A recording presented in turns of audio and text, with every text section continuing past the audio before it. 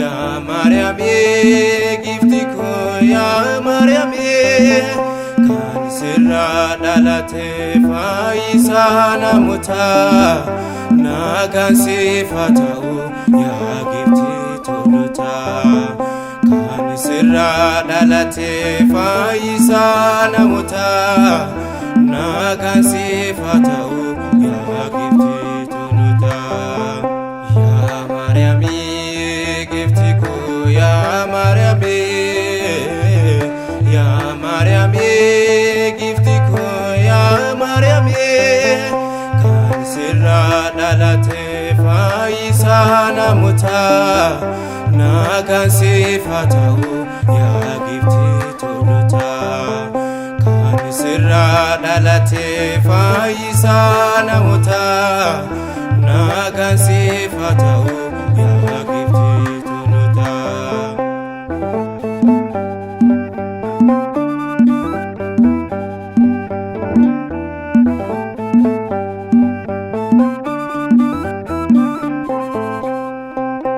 Dubaroota keessatti kan filatamte yaada Waaqayyootiin dura jaalatamte aduun karaa bahaa dhalootaaf mul'ate Kiristoos Yesuus durbirraa dhalate aduun karaa bahaa dhalootaaf mul'ate Kiristoos Yesuus durbirraa dhalate ya Maryam giftiko ya Maryam ya Maryam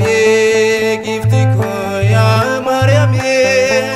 kan sirra dhalate fayyisa namoota nagaan sifata'u ya gifti tolota kan sirra dhalate fayyisa namoota nagaan sifata'u ya gifti tolota.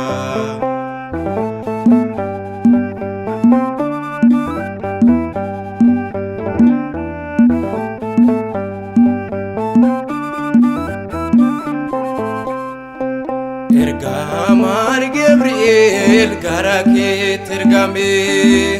yaa durbee durbummaan ilma deessa jedhee ergaa gooftaa keenya kan nuufee sitti hime qulqulluu Gabri'eel waaqarraa ergame ergaa gooftaa keenya kan nuufee sitti hime qulqulluu Gabri'eel waaqarraa ergame ya Maryam giftiko ya Maryam ya Maryam giftiko ya Maryam kan sirra dhalate fayyisa namoota nagaan sifata'u ya gifti tolota kan sirra dhalate fayyisa namoota nagaan sifata'u ya gifti tolota.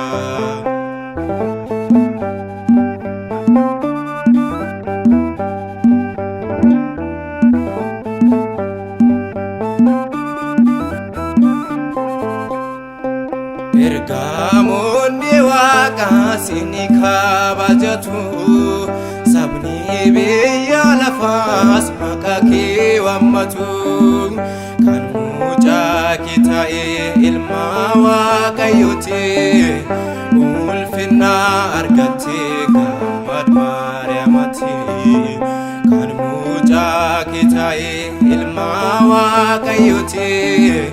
ulfina argatte gammad Maariyaamati ya Maryam giftiko ya Maryam ya Maryam giftiko ya Maryam kan sirra dhalate fayyisa namoota nagaan sifata'u ya gifti tolota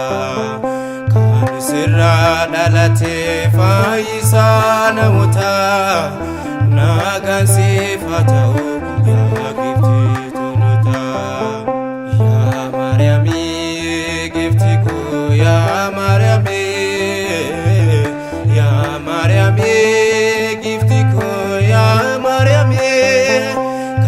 sirraa dhalate fayyisaa namootaa